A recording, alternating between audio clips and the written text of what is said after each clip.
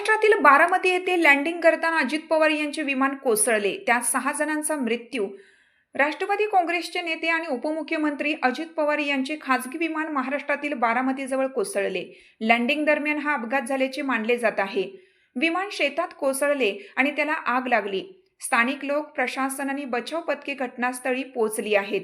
राष्ट्रवादी काँग्रेसचे नेते आणि उपमुख्यमंत्री अजित पवार यांचे खासगी विमान महाराष्ट्रातील बारामतीजवळ कोसळल्याच्या वृत्ताने खळबळ उडाली आहे. प्राथमिक माहितीनुसार त्यांचे चार्टर्ड विमान बारामती विमानतळावर उतरण्याचा प्रयत्न करत असताना हा अपघात झाला. जिल्हा परिषद निवडणुकीशी संबंधित कार्यक्रमांमध्ये सहभागी होण्यासाठी अजित पवार मुंबईहून बारामतीला जात होते. या अपघातात अजित पवारसह 6 जणांचा मृत्यू झाल्याचे वृत्त आहे. कवठेमहांकाळ वार्ता न्यूजसाठी मुख्य संपादक जगन्नाथ सकट.